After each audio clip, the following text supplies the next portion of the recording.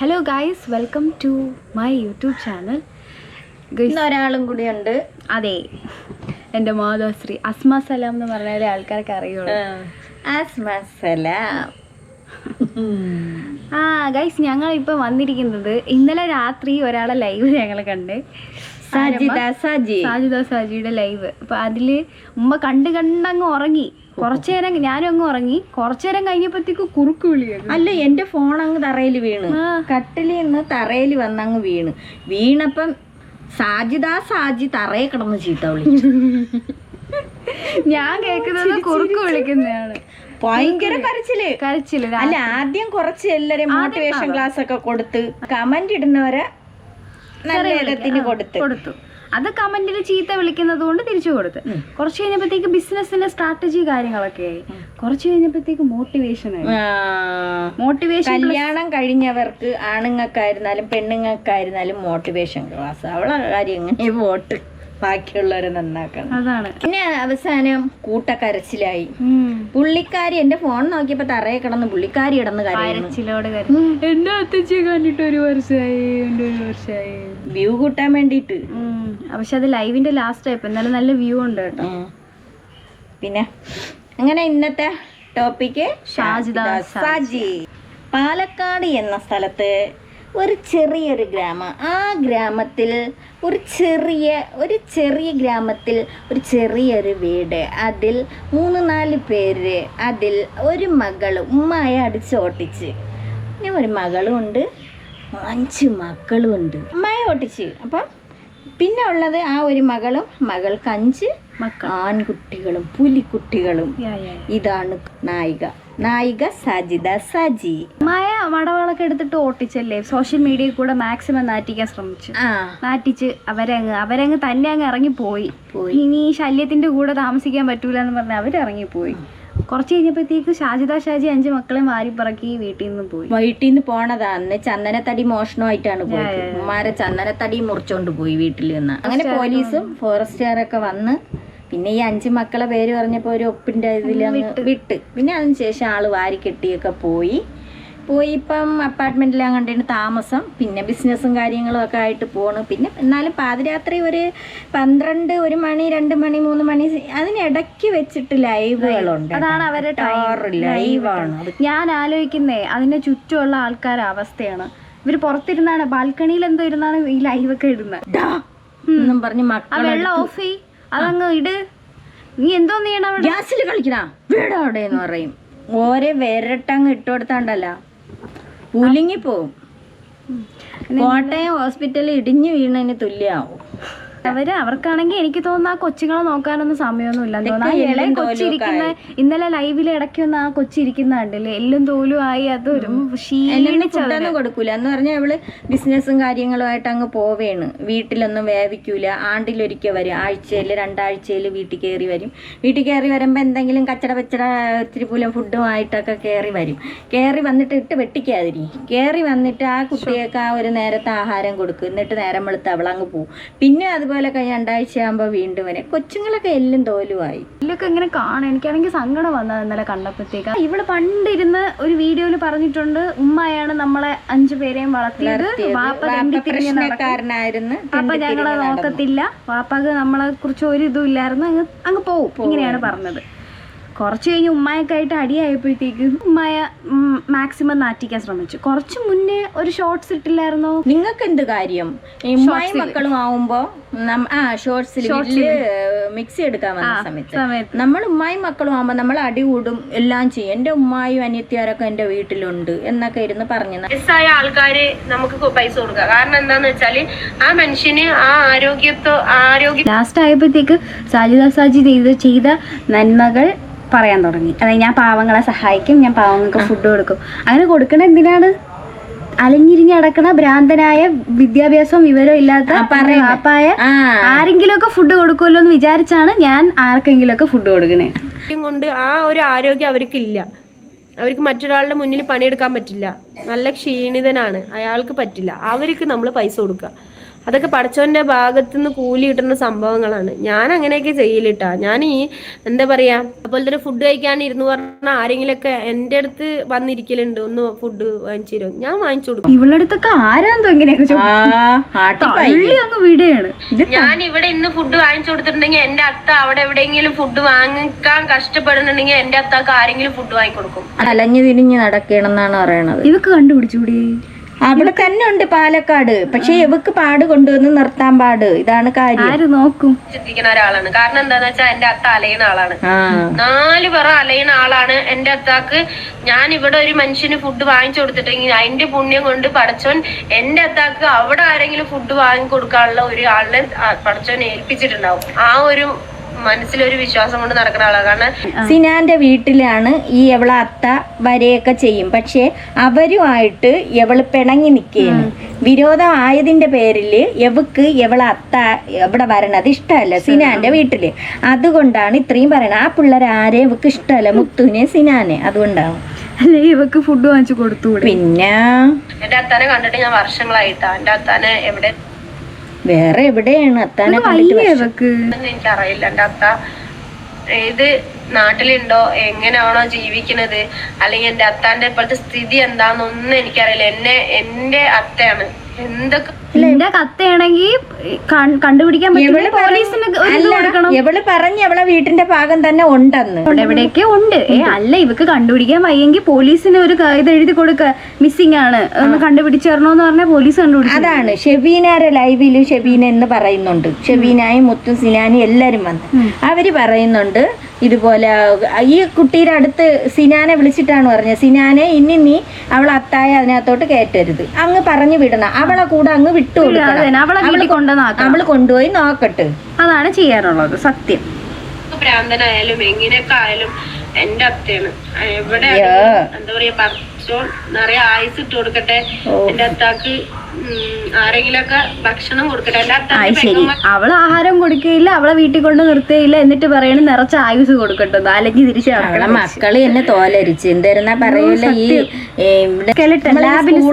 ലാബില് അസ്ഥികൂടം പണ്ട് ഞാൻ കണ്ടിട്ടുണ്ട് നമ്മളെ പഠിക്കുന്ന. ആ അസ്ഥികൂടം മാതിരി ഇരിക്കണം. ആ ഒരു കുട്ടി ലൈവില് വന്നപ്പോ വാരിയെല്ലൊക്കെ അങ്ങ് തെളിഞ്ഞ് അവക്ക് നോക്കാൻ സമയം. എവളെ വീട്ടിൽ നിന്നാ സത്യം പറഞ്ഞാ വാപ്പ ഫുഡും കിട്ടാതെ അസുഖം വീണ് കിടക്കും. റോഡിലാണെങ്കിൽ ആരെങ്കിലും അല്ല. അതാ ഒരു കാര്യമുണ്ട്, ആള് മാനസിക രോഗം എന്തോ ഉണ്ട്. ഇവരെയൊക്കെ കുഞ്ഞുനാളിലെ അങ്ങനെ തന്നെന്നാണ് പറയണ. മാനസിക രോഗമായിട്ട് അലഞ്ഞു തിരിഞ്ഞ് ഇങ്ങനെ നടക്കുമായിരുന്നു. അതാണ് ഇടയ്ക്കിടയ്ക്ക് പറയണ വിവരമില്ല. അതിനാണ് പറയണ അത്താക്ക് വിവരമില്ലെന്ന്. പെങ്ങന്മാരത്തൊക്കെ പോവലുണ്ടാവും, അതെനിക്ക് അറിയാം. പക്ഷെ എനിക്ക് കാണാൻ പോലെയായി. കാരണം എവിടെയെന്ന് എനിക്ക് അറിയില്ല. ഞാൻ കണ്ടുപിടിച്ചിട്ട് എന്റെ അടുത്ത് കൊണ്ടുവന്നിട്ടില്ല, പക്ഷെ എനിക്ക് അറിയില്ല. കുട്ടി കരയാണ്. നമ്മളില്ല തെരഞ്ഞു പോകേണ്ട അവസ്ഥ. എവിടെയും തെരഞ്ഞാലും കിട്ടില്ല. കാരണം എന്താന്ന് വെച്ചാല് ഇന്ന് ഇവിടെ ഉണ്ടാവും, നാളെ അവിടെ ഉണ്ടാവും, എവിടെയെങ്കിലും ഒക്കെ ഉണ്ടാവും. ഈ പാലക്കാട് തന്നെ ചുറ്റുണ്ടാവും, പക്ഷെ എവിടെയെങ്കിലും. അപ്പൊ നമ്മള് ഒരുപാട് എന്താ പറയാ നമ്മളുടെ മനസ്സ് അത് നമ്മളുടെ കഷ്ടപ്പെട്ട് തുടങ്ങണ ഇങ്ങനെയാണ്. ഞാൻ സത്യം പറഞ്ഞ ആദ്യമായിട്ടാണ് ഒരാൾ കരയുടെ രണ്ട് ചിരിയാണ്. ചെവിയിലും തോണ്ടും. എവിടെയെങ്കിലും കടക്കുണ്ടാവും, തെരുവില് കടക്കുണ്ടോ ആർക്കറിയാം. മക്കള് കരയണ്ട. അപ്പൊ ഇന്ന് നമ്മളൊരു ഉപകാരം ചെയ്തിട്ടുണ്ടെങ്കിൽ നാളെ നമ്മുടെ കാര്യങ്ങളൊക്കെ ഫുഡ് കാര്യങ്ങൾ മേടിച്ചു കൊടുക്കുന്നുള്ള ഒരു മനസ്സിൽ. ഇതിലുള്ള എന്ത് ഉപകാരം ചെയ്ത കാര്യമാണ് ഇവള് പറയാ. ആർക്കാ അതിനെ പോയവർക്ക് അത് എന്തൊരു കാര്യം എന്ന് മനസ്സിലായ. ഇവള് അവിടെ കഴിച്ചോണ്ടിരുന്ന അവളെ ഷോപ്പില് കഴിച്ചോണ്ടിരുന്നപ്പോ ഒരു പട്ടി ഡോഗ് അതുവഴി പോയപ്പോ ഇവള് കഴിച്ചതിന്റെ ബാക്കി എല്ലാം കൊണ്ട് ഇട്ട് കൊടുത്തു. അപ്പോഴും ഒരു അപ്പൂപ്പൻ അതിലേ പോയി. ആ അപ്പൂപ്പൻ അത് എടുത്ത് കൊടുക്കാൻ ഒരുങ്ങി. ആ പട്ടിക്ക് കൊടുത്ത ഫുഡ് കള്ള ഇരുന്ന് തള്ളാണ്. എന്റെ തള്ള ഇങ്ങനെയാണ്, ചിലപ്പോ ഇരുന്ന് തള്ളും. കൊണ്ട് ഞാൻ ചെയ്യണാണ് ഇതൊക്കെ. പിന്നെ വേറെന്താ അത്രയ്ക്കുള്ളൂ കാര്യങ്ങൾ. കൊച്ചു കരയണ്ട, മടിയാക്ക്. അത് ഇപ്പൊ ഇല്ലാത്തവർക്ക് നമുക്ക് എന്റെ തന്നെ സ്നേഹം ഞാൻ പണ്ടൊക്കെ കിട്ടിയിരുന്നു കേട്ടോ. പണ്ടൊക്കെ നമ്മളെ വിരുന്ന് കൊണ്ടുപോകും, പെങ്ങന്മാരോടേക്ക് കൂട്ടിട്ട് പോവും, വരും പോവും. പക്ഷെ ആളെവിടെയൊന്നും തന്നെ എനിക്കറിയില്ല. ഇപ്പൊ വയ്യാത്തോണ്ട് അവക്ക് മൈൻഡില്ല. ഇപ്പൊ വയ്യാത്തോണ്ട് അവക്ക് വേണ്ട. അവക്ക് വേണമെന്നുള്ള ആളായിരുന്നെങ്കിൽ ഇവള് എങ്ങനെയെങ്കിലൊക്കെ അതിനെ കണ്ടുപിടിച്ച് കെയർ ചെയ്യാൻ നോക്കത്തില്ല. ഇങ്ങനെ അലഞ്ഞിരിഞ്ഞ് നടക്കേണ്ട അവസ്ഥ വരൂല. എന്നിട്ടിരുന്ന് ന്യായം പറയുന്നു. ആളില്ല നാട്ടിലാവുമ്പോ എന്റെ ഉമ്മാന്റെ അനിയത്തിന്റെ വീട്ടില് വരും ആള്. സിനാന്റെ വീട്ടില് ഉണങ്ങി എന്തൊക്കെ ആയി തീർന്നിട്ടുണ്ട്.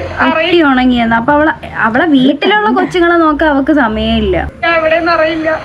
നമ്മളിപ്പൊ നല്ലൊരു പ്രാപ്തിയിലുണ്ട്, പക്ഷെ ആളിനെ കിട്ടണ്ടേ? കയ്യില് കിട്ടിയാലല്ലേ നമുക്ക് നോക്കാൻ പറ്റുള്ളൂ. പിന്നെ ആളിനെ കൈ കിട്ടാൻ അത്രയ്ക്ക് പാടാണോ അമ്മ? പോയി അങ്ങ് പിടിക്കണം. എന്നോട് നടക്കാനുള്ള സമയം എനിക്കില്ല. എവിടെ പോയിട്ടോ തെരയ, എവിടെ അന്വേഷിക്ക, പിടികിട്ടാ പുള്ളിയാണ് അത്ത. നമ്മള് ഫോണൊക്കെ നമ്മള് കയ്യിലുണ്ട് കാരണം വിളിച്ചു ചോദിക്കാം. പക്ഷെ ഇത് ഫോൺ ഉപയോഗിക്കാനുള്ള ബുദ്ധിയില്ല, വിവരമില്ല. ഇടയ്ക്കിടയ്ക്ക് അതങ്ങ് പറയും. ഇപ്പൊ സാജിദാക്ക് ഇങ്ങനെ തോന്നാൻ കാര്യം സാജിദ അല്ല, ഷാജിദാണ്. നമ്മള് സാജി എന്നാണ് പേര് പറയുന്നത്. ന്യായം ആ പാപ്പാക്ക് വയ്യാത്തയാണ്. ഓക്കെ, മാനസിക അസുഖം ഉള്ളത് കൊണ്ട് പുള്ളിക്കാരൻ ഇങ്ങനെ അലഞ്ഞു തിരിഞ്ഞ് നടക്കാണ്. ഇവക്ക് അത്രയ്ക്ക് നോക്കാൻ അത്രയ്ക്ക് മുട്ടി നിക്കുകയാണെങ്കിൽ ഇവിടെ എന്തുകൊണ്ട് നോക്കുന്നില്ല? വെറുതെ പറയണ തള്ളണത്, ലൈവിലിരുന്ന് തള്ളണത്. എവിടെയെങ്കിലൊക്കെ ആയിട്ട് ജീവിപ്പിച്ചിട്ടുണ്ട്, ഉണ്ടാവായിരിക്കും, എവിടെയെങ്കിലൊക്കെ ഉണ്ടാവായിരിക്കും. പണ്ടൊക്കെ ഹോട്ടലുകളിലൊക്കെ പണിയെടുത്തിട്ടുണ്ടായിരുന്നു. അതുപോലെ ചെടിപ്പണിയായിരുന്നു. അപ്പൊ പാലക്കാടൊക്കെ ഞാനും വെക്കും പോണ ടൈമിലൊക്കെ വണ്ടിയിൽ പോകുമ്പോ ഇടയ്ക്കിടയ്ക്ക് കാണലുണ്ട്. നല്ല മനുഷ്യനായിരുന്നു കേട്ടാ. ഇത് പക്ഷെ ഈ തലയ്ക്ക് സുഖമില്ല എന്നുള്ള ഒരു ഇതേ, വേറെ ദുശീലങ്ങളൊന്നുമില്ല. നല്ല മനുഷ്യനായിരുന്നു. ഇപ്പൊ എന്റെ അത്താനെ ഞാൻ കാണലേ ഇല്ല. കൊറേ ആയി കണ്ടിട്ട്, കൊറേ വർഷങ്ങളായി. ഇവള് നാട്ടിലില്ലല്ലോ. ഇവള് വയനാട്, കാസർഗോഡ്, മലപ്പുറം, കോഴിക്കോട്, കണ്ണൂര്, തൃശ്ശൂര്, എറണാകുളം. 14 ഇവിടുന്ന് അങ്ങ് അറ്റം വരെ പറയേണ്ടി വരും. അല്ല, ഇവര് പോയി കഴിഞ്ഞാ പിന്നെ ഒരു 5-6 ദിവസം കഴിഞ്ഞാണ് തിരിച്ചു വരുന്നത്. ഇവരെങ്ങനെ കാണും പാപ്പായ? മക്കളെ പോലും കാണാനുള്ള സമയം അവർക്കില്ല. പിന്നെയാണ് കണ്ടിട്ട് എപ്പ കണ്ടാലും എന്നെ നല്ല ഓർമ്മയാണ്. എവിടെ കണ്ടാലും ഷാജി വിളിക്കും. എനിക്ക് ഭയങ്കര ഒരു ഇതാണ്.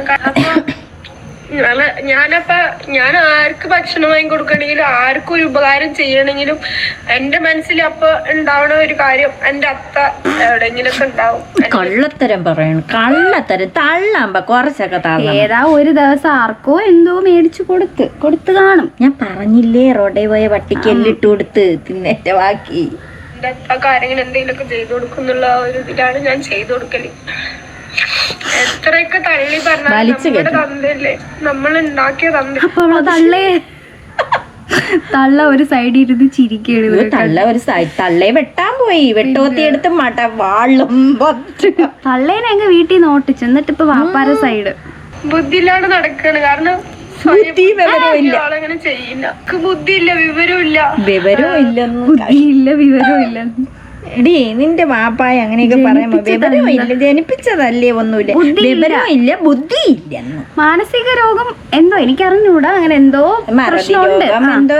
അതിന് ഇനി ബുദ്ധിയില്ല, വിവരമില്ല, വിദ്യാഭ്യാസം ഇല്ല, എന്തൊക്കെയാണ് പറയണത്?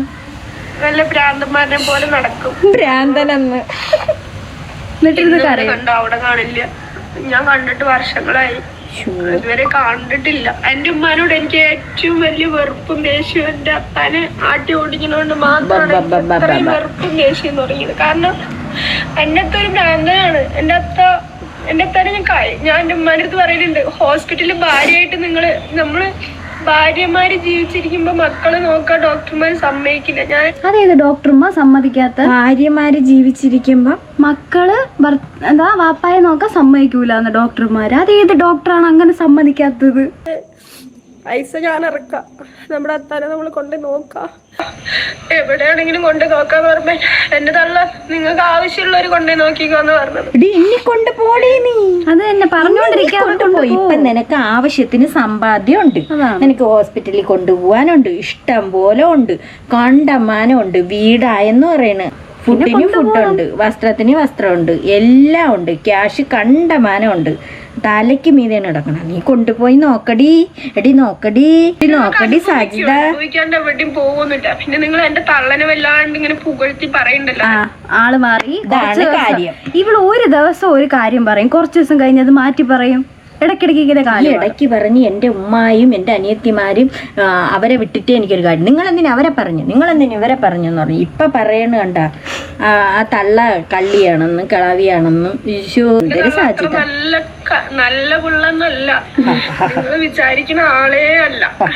എന്റെ അത്താന് എങ്ങനെയൊക്കെ ദ്രോഹിക്കാൻ പറ്റുമോ അങ്ങനെയൊക്കെ ദ്രോഹിച്ചൊരു വ്യക്തിയാണ്. പിന്നെ 3 മക്കളെ നോക്കാൻ വേണ്ടി തന്ത്രം ഒഴിവാക്കി 3 എണ്ണത്തിന് ഉണ്ടാക്കാൻ നിനക്ക് എന്റെ അത്താന് ആവശ്യം വന്നൂലേ? 3 മക്കളെ ഉണ്ടാക്കാൻ നിനക്ക് ആവശ്യം വന്നൂല്ലേ എന്നാണ് അവള് വരുമായ വിളിച്ചതാണ്. നിനക്ക് ആവശ്യം വന്നല്ലോടി 3 മക്കളെ ഉണ്ടാക്കാൻ. ഇങ്ങനെ തന്നെ വിളിക്കണോടി. അതിന്റെന്നും വലുതല്ലേ വിളിച്ചത്. നിന്റെ 3 പെൺകുട്ടികളിലെ നീ മുറുകെ പിടിച്ചിട്ടുണ്ടെങ്കിൽ ആ 3 എണ്ണത്തിന് ഉണ്ടാക്കിയത് എന്റെ അത്തയാണ്. കൊള്ളാടി മോളെ. ഇപ്പൊ ഇങ്ങനെ ഇരിക്കുന്നു.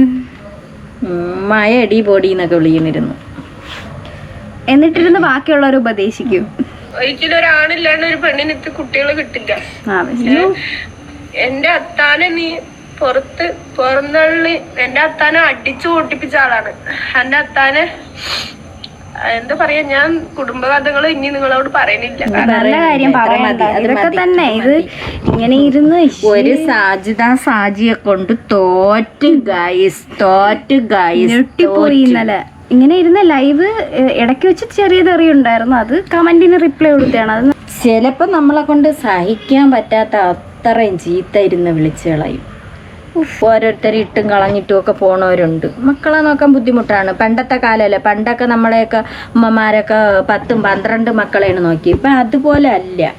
ഈ 5 എണ്ണത്തിനെ വളർത്തണമെന്ന് വെച്ചാൽ ഒരു തന്തയില്ലാതെ അയാൾ തൂങ്ങി മരിച്ച്. അതൊരിത് തന്നെയാണ്. ബിസിനസ് അവരെ കാര്യങ്ങൾ നോക്കി ചെയ്യുന്നുണ്ട്. പക്ഷേ ഇതിൻ്റെ ഇടയിൽ വന്ന് നമ്മുടെ സ്വന്തം അതിനെക്കുറിച്ചാണ് ആൾക്കാർ നെഗറ്റീവ് പറയുന്നത്. സ്വന്തം ഉമ്മയെക്കുറിച്ചും ബന്ധുക്കളെക്കുറിച്ചൊക്കെ ഇങ്ങനെ സോഷ്യൽ മീഡിയയിൽ വന്ന് മോശമായിട്ട് അങ്ങ് ചിത്രീകരിക്കുകയാണ്. അത് ഭയങ്കര മോശമായിട്ടുള്ള കാര്യമാണ്. അപ്പം നമ്മൾ ക്വിക്കായിട്ടൊരു വീഡിയോ എടുത്തതാണ് പെട്ടെന്ന് ഈ സംഭവം, ഈ ഒരു ലൈവിൻ്റെ ആ ഒരു ഹോട്ട്നെസ് പോണേ ഞാനും കൂടി ഇന്ന് കൂടിയിട്ടുണ്ട്. അപ്പം അതൊക്കെയാണ് ഗായ്സ് കാര്യങ്ങളുടെ കിടപ്പ്. ഷാജിദ ഈ ഒരു ലൈവ് അങ്ങോട്ട് ഷാജി വരുമ്പോ തന്നെ ടക്ക ടക്കാൻ അവർ 5000 ചിടിച്ചാണ് 5000 പേരങ്ങ് കയറും ലൈവില്. എന്നിട്ട് കൂടുതലും പൂരത്തെറിയാണ് എഴുതിയിടണം. പൂരത്തെറി എഴുതിയിട്ടാലും അവക്ക് നല്ലതാണ് കേട്ടോ. അവർക്ക് വീട്ടിലുള്ള ആൾക്കാരെ ശ്രദ്ധിക്കാൻ വയ്യെങ്കിൽ നാട്ടുകാരെ ശ്രദ്ധിക്കുന്നതിൽ നല്ല ശ്രദ്ധയാണ്. അത് സമ്മതിച്ചു കൊടുക്കണം. ഭാര്യയും ഭർത്താവും കൂടെ കഴിയണം. ഇപ്പം ഭർത്താവ് ഗൾഫ് രാജ്യത്താണെങ്കിൽ ഈ ഭാര്യയെ കൂട്ടുപിടിച്ചതിന് ശേഷം അവളിൽ നിന്നുള്ള കാര്യങ്ങൾ അറിയും. എങ്ങനെയാണ് നിങ്ങളെ കുടുംബത്തിൽ സംഗതി എന്തൊക്കെയാണ് നടക്കണമെന്ന് ഉള്ളത് അവളെ കൊണ്ട് വിളിപ്പിച്ചിട്ട് ആ റെക്കോർഡ് അവൾ പിടിച്ചെടുക്കും. പിന്നെ വാട്സപ്പിൽ അതുപോലെ വോയിസ് ഒക്കെ ഇടുകയൊക്കെ ചെയ്യണം. ഈ റെക്കോർഡ് എടുത്ത് ഭാര്യമാരുടെ കാര്യമാണ് ഭർത്താക്കന്മാർക്ക്, ആ പെണ്ണുങ്ങളെ ഭർത്താക്കന്മാർക്ക് ഇട്ടുകൊടുക്കും. അവരെ തങ്ങളിൽ അടുപ്പിച്ചതിന് ശേഷം അവരെ പിരിയിച്ചതിന് ശേഷം ഭർത്താവിൻ്റെ വശത്തോട്ട് ചേർന്ന് പിന്നെ അയാൾക്ക് മെസ്സേജ് ഇടും അയാളുമായിട്ടങ്ങ്. എന്നിട്ട് മോട്ടിവേഷൻ കൊടുക്കണം. ഇന്നലെ കയറിയിരുന്നു കൊണ്ട് ബാക്കിയുള്ളവർക്ക് ഭാര്യയും നമ്മുടെ ജസ്ന സലീം ഫിലോസഫി ആണെങ്കിൽ ഇവര് കുറച്ച് മോട്ടിവേഷൻ ആണ്. ഭാര്യയും ഭർത്താവും എങ്ങനെയാണ് കഴിയേണ്ടത്, നിങ്ങൾ നല്ല സൗഹൃദത്തിലായിരിക്കണം, അങ്ങനെയാണ് ഇങ്ങനെയാണെന്നൊക്കെ അടിച്ചും പിരിയിക്കും. എന്നിട്ട് എല്ലാവരും മോട്ടിവേഷൻ ക്ലാസ്സിന് വേണ്ടി ഷാജിയുടെ ലൈവ് കയറുക. ഷാജി ചെയ്ത പോലെ ഓട്ടിക്കട്ടെ എല്ലാരും. അപ്പൊ എനിക്ക് കുറച്ച് സപ്പോർട്ട് കിട്ടും. അപ്പൊ ഗൈസ് എല്ലാവർക്കും ബൈ. ഇപ്പൊ എല്ലാരും സപ്പോർട്ട് ചെയ്യുക. Like, share, subscribe. ടാറ്റാ.